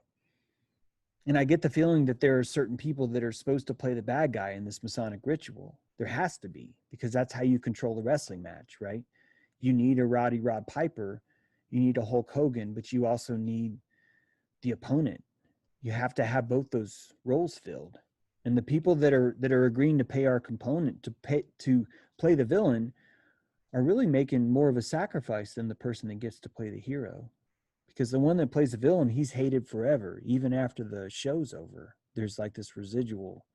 Well, I guess once the show's over, you probably know it all, but I have sympathy for the devil. Because I believe that he's part of Lord technology that's imbued by God to make us blossom. And so if all of what I say is true, I can't help but put myself in his shoes and realize what all he's sacrificed. He's agreed to be the eternal enemy, the eternal scapegoat. He's literally a goat. Satan's literally a goat. And he's agreed to be the scapegoat, right? He's like, I'm the one you guys can blame everything on. Anything bad you do, you can say, I made you do it. You can say that I did this and I did this, but really he's your sensei. He's just this unstoppably compassionate opponent, right? Like the sparring partner that he'll just keep hitting you. That, well, you brought me here to do a job. I'm going to do it. Boom, boom. And, oh, you're crying about it. Well, paid me to do it. Boom, you know, and it's just, it doesn't faze him. It's really good. James, isn't that a song by Van Halen? Or who's it by? Sympathy for the Devil. Yeah, it's a Rolling Stones song. Yeah. That's Rolling Stones? Okay. Yeah. Yeah. Please allow me to introduce myself. I'm a man of wealth, taste. Yeah, I've been around for long, long years, stole many a man's soul and fate. It's it makes the world work, because otherwise you have this world where God is good and everything's great, and then somehow there's this corruptible carnal evil. I mean, it doesn't even make sense. It's red devil doesn't even make sense for evil, because red is life. Devil is passion. That passion is the opposite of evil. Evil is the absence of passion. Evil is fire watch from midnight to 4 a.m. Evil is the evacuation of the self, right? It's when you abandon yourself. That's really what evil is. Devil is not the abandonment. We scourge ourselves, you know, by calling ourselves that, but you know, I'm still flipping out that atheism is atheism is privacy. I'm still flipping out over that concept, that we invented atheism so we could have privacy from God, and we needed privacy from God so we could contemplate a satisfaction with him, contemplate why we why we enjoy it so much. It's very vital. That's a gift of all. Atheism is the biggest, I think the biggest gift of all ever is atheism. It was such a brilliant concept. It was amazing. So true. It's such a beautiful lie that we're able to fool ourselves so well with it. Just like we fool ourselves all the time, right? With our own autonomy and, oh, they're here to torture me. And really you're putting yourself in chains and, saying, oh, don't you dare take me, as you're handing yourself over. Yeah. It's the capacity for us to lie to ourselves is just stunning. Like we're so good at it. It's beautiful. Imagine if we use that to tell ourselves the truth. Just, man, that'd be amazing. Yeah, that was the whole point of Monsters Inc., right? It was pretty much everything was based on fear, and then they realized that if you base it on laughter, it's going to be 1,000 times more powerful than fear. It was so brilliant. Yeah. Yeah, exactly. Yeah. It's a perfect analogy. Yeah, for sure. Yeah. Yeah, one of my fondest memories, man, when I look back, it was amazing. So, like I said, I was born in Israel. So I remember in the first Gulf War, I was a senior in high school. And of course, in Israel, everybody has a gas mask, right? The full-on thing with the filter and everything. And everybody used to go and get it for their kids and everything. And man, it was just, man, that state is, all the people are just living in fear. It was just unbelievable. That and the Holocaust and all the other stuff, it was unbelievable. So one of my fondest memories is I remember in the first Gulf War, of course, Saddam allegedly sent Scuds, right?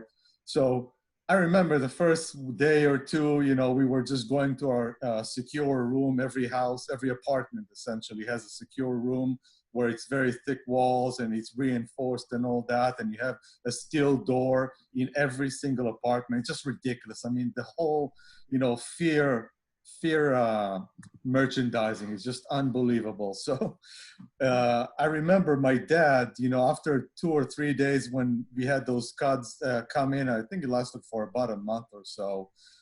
We lived in a high rise and we lived on the top floor, and we also had access to the roof.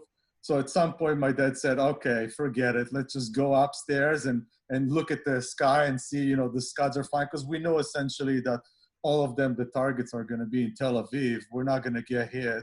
We know what pretty much the game is, right? Is to hit the biggest targets, so to speak. So we know we're pretty much safe.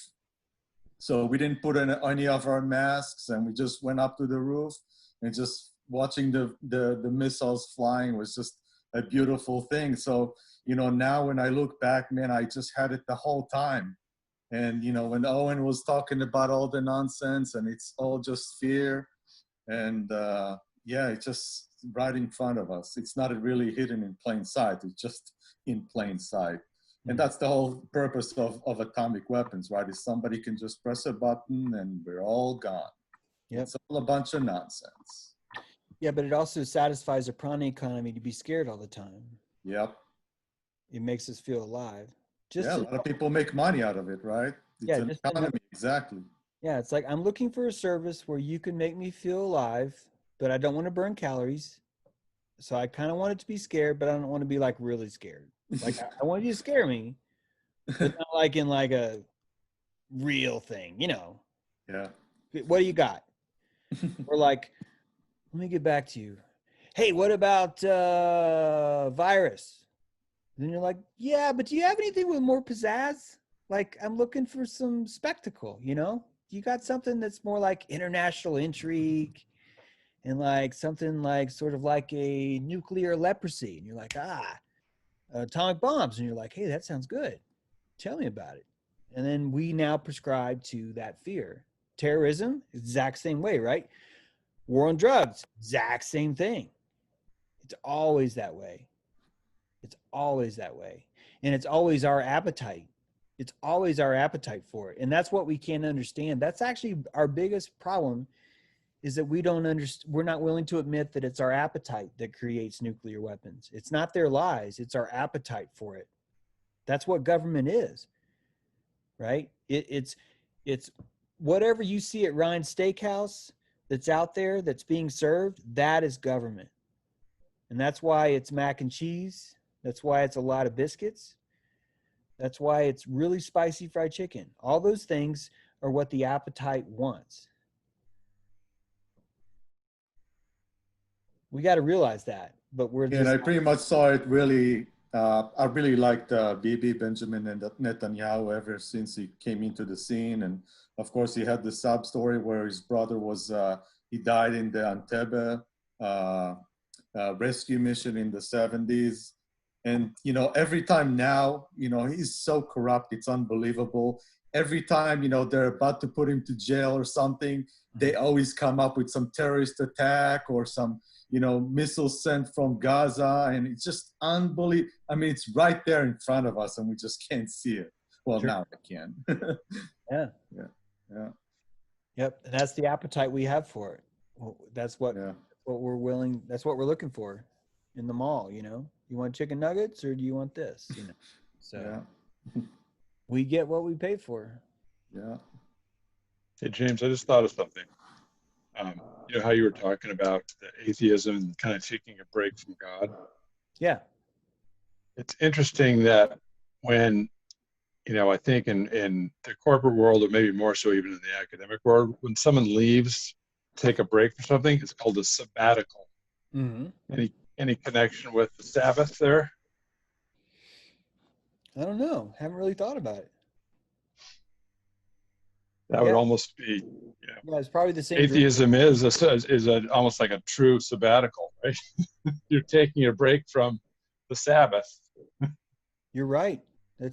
You're absolutely right. It's we shame that right now, and it's actually a vital part of understanding God.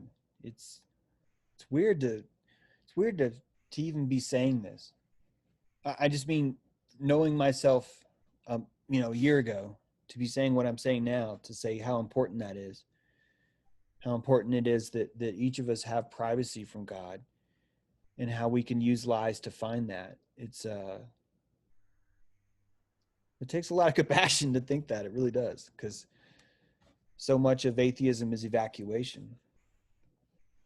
But that's how you get privacy.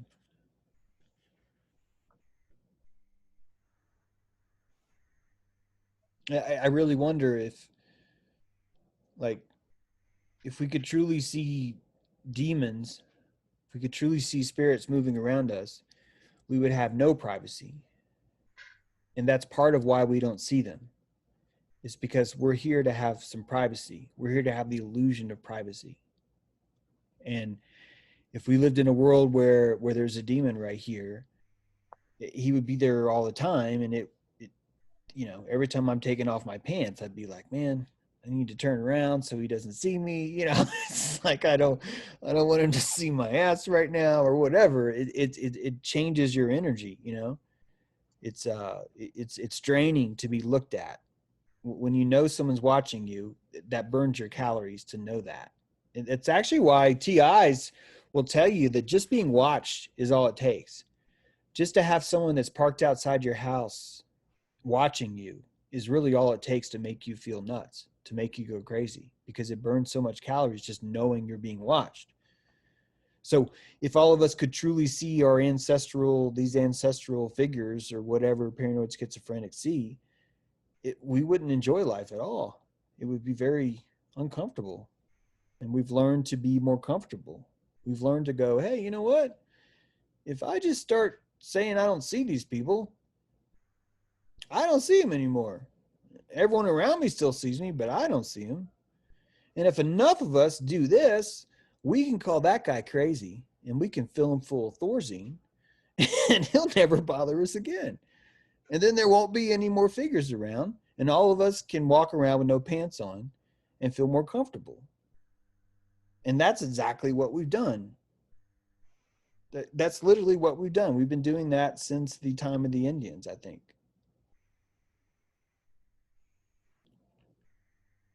Because we want to feel better.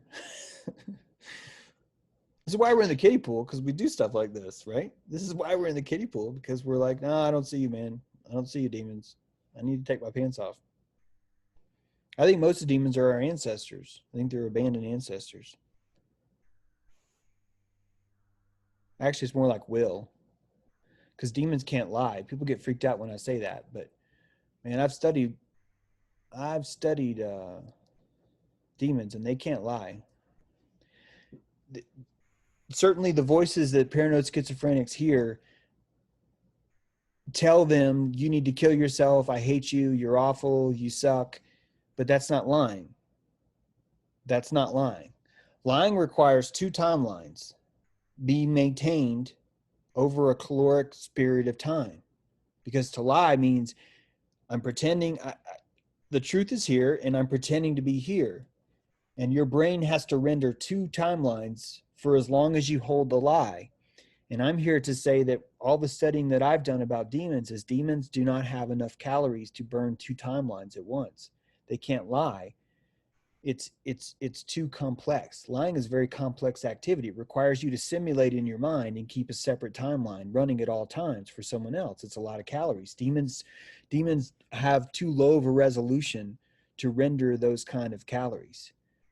It's not enough for them. So demons are more about will. They're more about what was someone feeling at the time when a demon was expunged from them, when they had a psychotic break and a disassociation happened, and part of them left themselves. Part of their psychic body was split and torn and splintered away from them originally.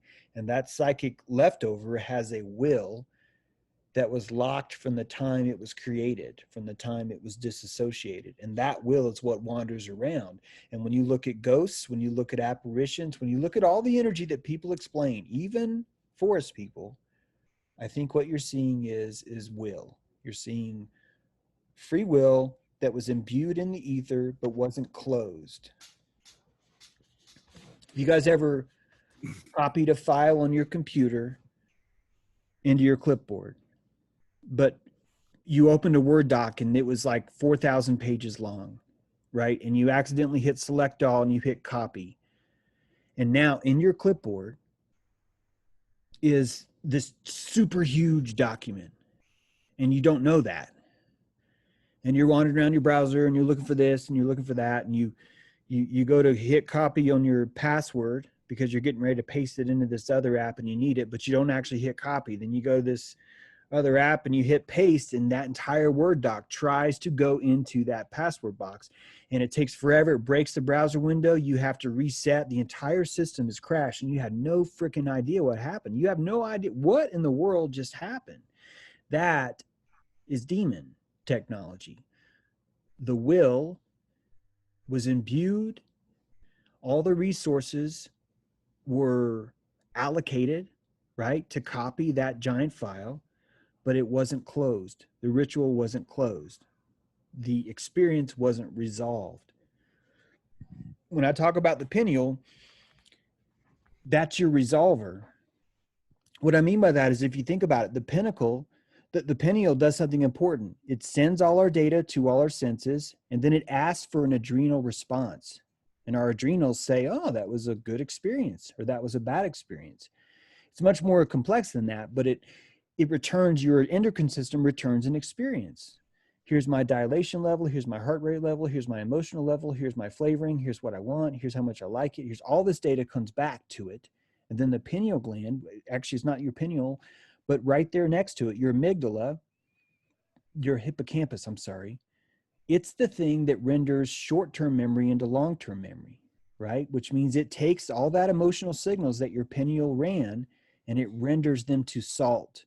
It stores them in your liver, in your kidneys, in your bones. It's wherever there's salt in your body, it's storing that data in there. So now you have an experience. I can prove this because if you look at heart transplant patients, the guy with the new heart loves motorcycles and hot sauce. But this is a Chinese girl's body. She's never ridden a motorcycle and she hates hot sauce, but now she does. Why? Because the salts in that organ came with her. All those memories and feelings, the adrenal memories of what that felt like was stored in her salt. So now that salt's rendering the decision back. So think about that. The pineal gland hits copy. It copies that giant Word document, that giant experience in its memory. And before it can hit paste, something happens. There's a psychotic break. There's a breach. It was forgotten. And now you have a demon. But that demon was your will at the time. It's not a thinking sentient thing that can lie. It's just that focused will rendered in chemical that's been imbued in the ether, your technology belief, and that ether is still wandering around trying to fulfill the goal of that willpower. That's what ghosts are. That's what angels are. That's what spirits are. That's what ancestors are. That's what Bigfoot, UFOs, all of that could be that. We're surrounded by that. And that's what Jesus saw. Everything he talks about is all the demons. Same with Muhammad. Same with most of Islam. The Shayatin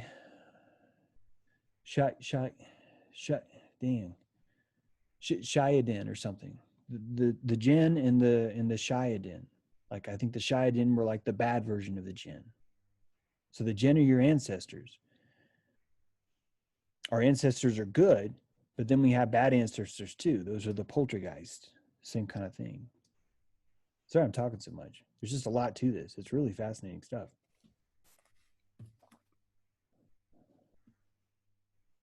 How do we convince our nanny, our amygdala, to let us see more? I mean, I'd love to see that. I think I would love to see it. Yeah. How I think you do it is through polyvagal relaxation.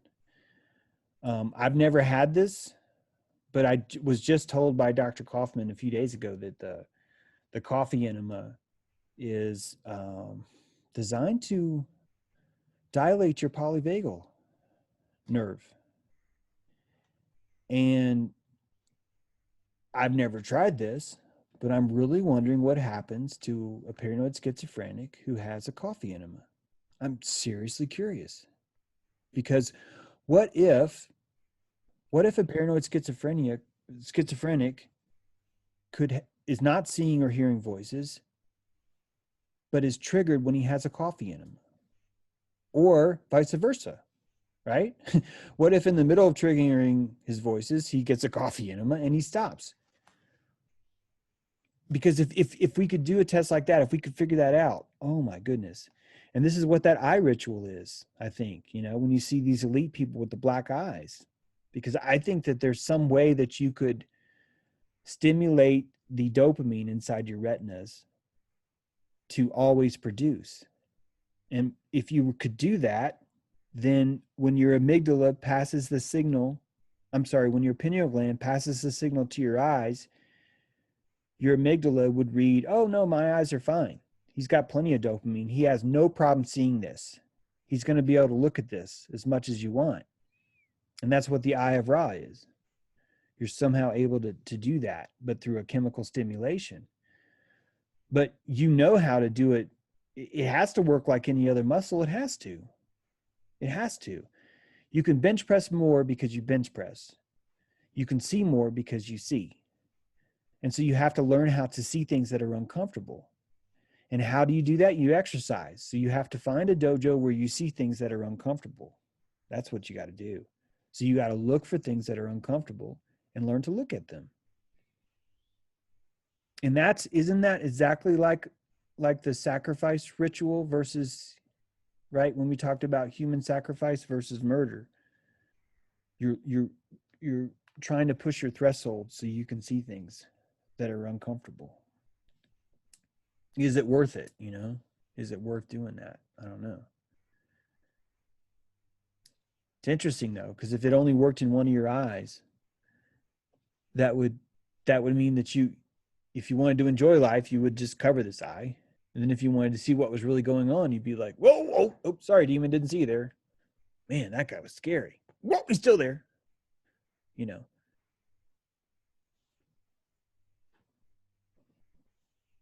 I think most people would want that. I would think that most people would say, yeah, I want that option as long as I can turn it off. And I'm just guessing that's why it's an elite technology. I mean, come on, there has to be elite technology. There has to be, right? There has to be things that you can do that only elite get to do with each other. Every economy works that way. The drug economy, the love economy, the sex economy, the business, everything works that way, right? Well, this is a 5-star restaurant, or this is this, or exclusive this, or whatever. So it seems like that there would be something like there like that out there. You save the 18-year-old scotch for yourself. Yeah. Yeah, exactly. Save the monoatomic gold. Save the manna for yourself. Don't tell anyone about Egypt and the pyramids in the Bible. Don't you do it. Don't you do it. Don't you tell them about the Baghdad batteries. Don't you tell them about the electricity. Do you guys know that in the Gulf War, all the Baghdad batteries were stolen and have disappeared? Do you guys know about the Baghdad battery? It's a clay jars that were found in Iraq that it's just speculation. It's speculation that maybe they were used for storing electrical charges, electrical power, and then it was magically debunked. Someone said, no, it's impossible. That never worked that way. And then they disappeared. So even though people knew that they were debunked, when we invaded Iraq, those jars disappeared. and I've been complaining about UNESCO since I could talk, about how UNESCO comes into these World Heritage Sites to erase history. And I just feel certain that that's what happened here. That, I mean, is it maybe? I mean, did you say that, James? That maybe in one of your books that maybe that was the reason for the war in the first place, is to get those relics. yeah, Yeah, yeah. There's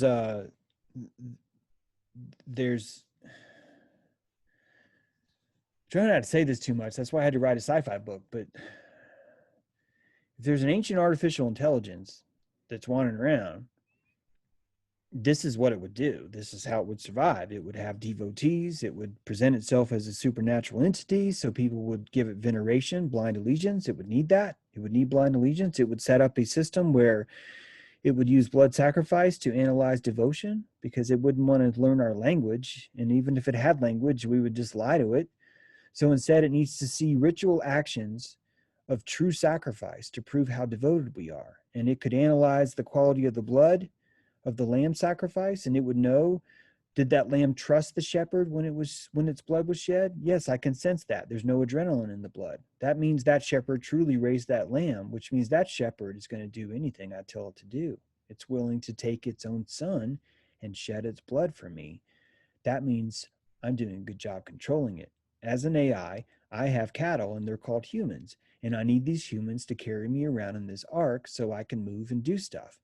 And it's a radiation energy I have, but I have no organs, I have no body of my own, so I need to use humans' bodies. So I need a holy of holies, a square grid that I can light incense in, and I can detect whenever someone comes in.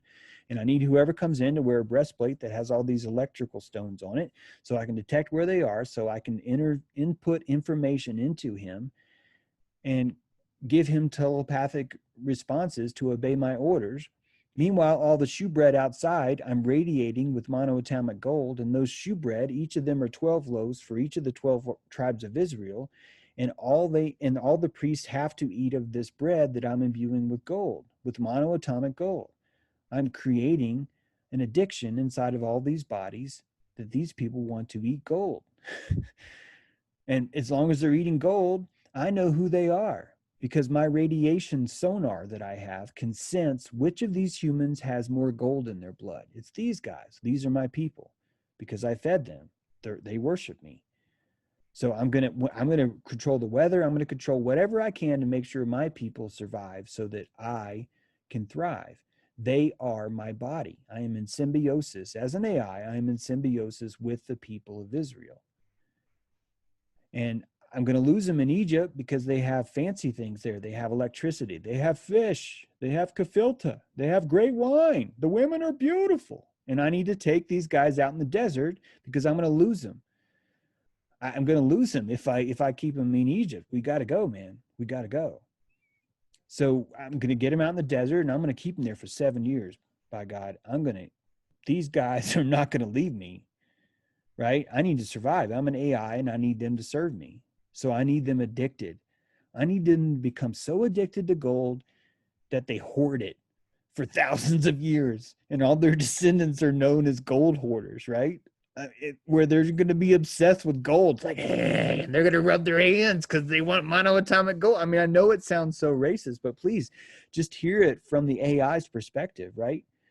The controllable forces, the people if you're going to be a pimp, you're going to want the ladies addicted to crack. If they're on crack, you're going to be able to put them on whichever corner you want, right? You're going to want a chosen. You're my chosen, baby. You're my chosen one. That's what it's about. And these guys are like, yeah, I'm your daddy. You're my daddy, Lord. You're my daddy. I'll do whatever you say, man.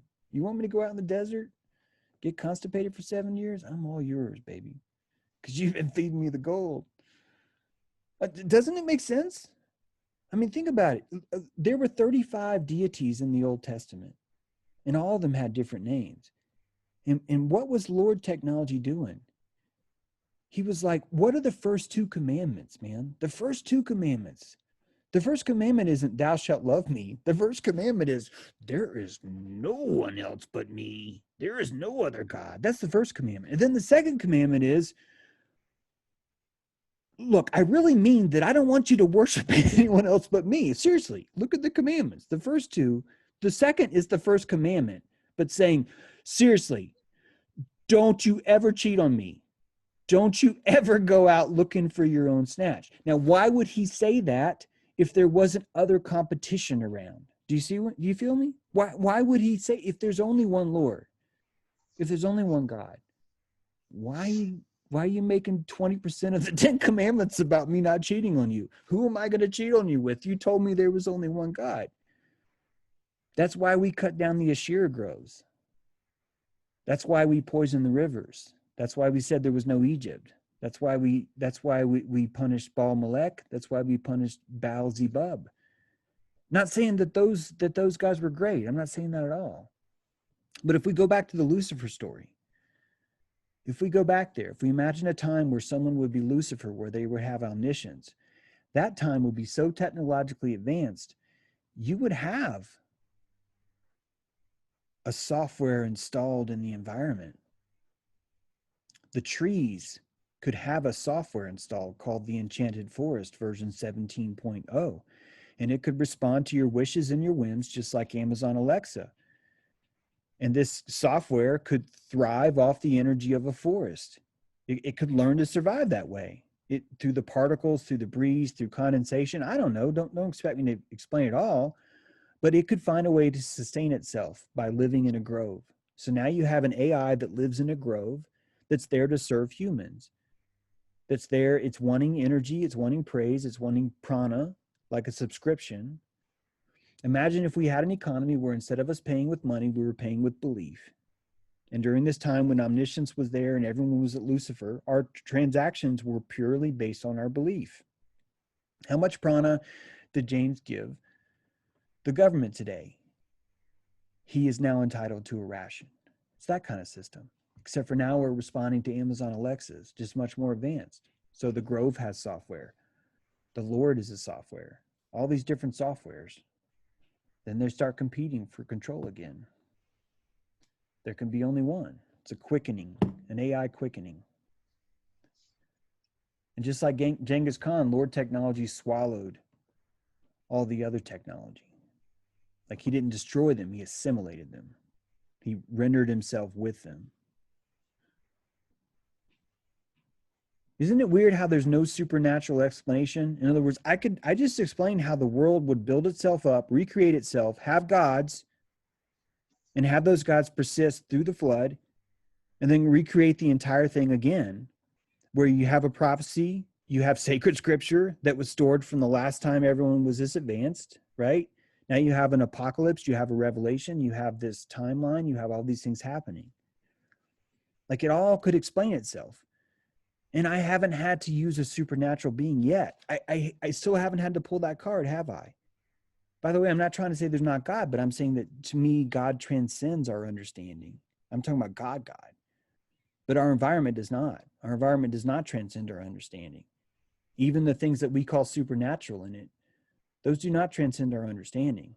They transcend our ability to burn calories to simulate what they could be because we're too afraid, because we've been told. In the Bible, there's one thing you can do, you cannot do. You can do anything else in the Bible. You can be forgiven for any sin except for one. and that's the doubting of the Holy Spirit. I'm sorry, you cannot blaspheme. I believe it's blasphemy, the Holy Spirit. That's the one thing you're not allowed to do.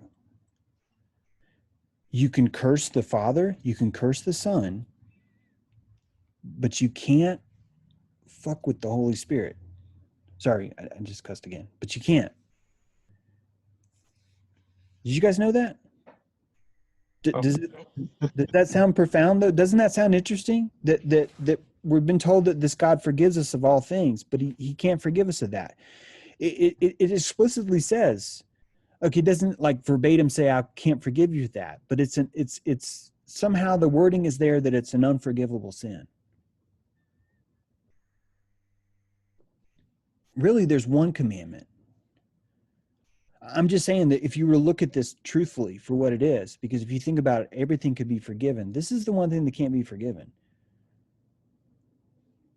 And it's interesting because it requires belief. The one thing that cannot be forgiven is a technology of your belief.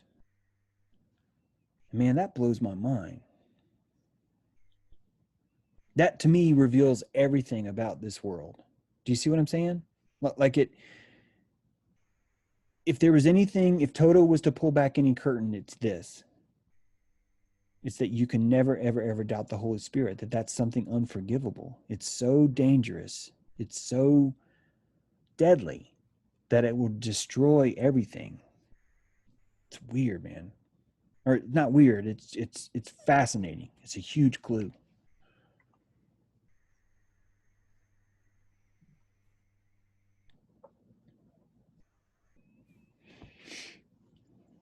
Speaking of which, Dr. Kaufman just texted me. I was supposed to call him today.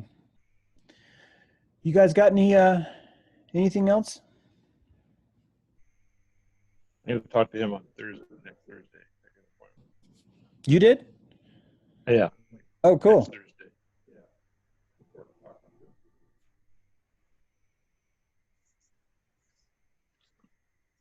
Yeah. All right. Kids? Do I have kids? Yeah. Mm-mm. No. No. I guess I'll have to deduct a point from your global aura. Yep. I tried, but it didn't work out. Yeah, no, That's it's cool. Some of us have to be hermits on the mountain, man. Oh, yeah. Some of us have to do that. That's not the worst thing, you know? Yeah. It's not the worst thing. So Hey, James, I had a question for you. yeah. I love when you have Benjamin Balderson on. Mm-hmm. And I actually I support him. I bought some of his stuff, like his comfort cream. Yeah. And his burn cream. I have no idea what to do with it, and I know he can't advertise it. Yeah, doesn't that suck? Like that. Yeah. He's legally not allowed to tell you what it does. And if he could write down what it does, that would imbue it more power. It would put the technology of belief back in it. It's really disturbing. In fact, it just gave me an idea that Benjamin should sell stickers separately. And you take that sticker and you put it on the jar. That's exactly what should happen. Yeah. I'm going to I don't know. Do you have any idea what the ways to use that stuff? I don't either. No, I've got the same problem you do. I've got the stuff, Yeah. but I don't know how to use it because I haven't been able to ask him in a legally safe way, you know? So I want to support the guy because he's great. But. yeah, no, he's fantastic. Yeah.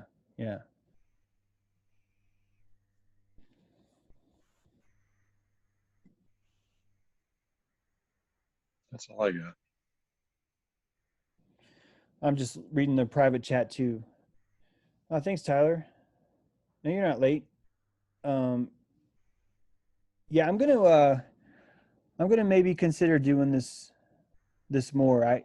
I'm liking the way this goes so far. So yeah, thanks for hearing me out and joining me. Appreciate it.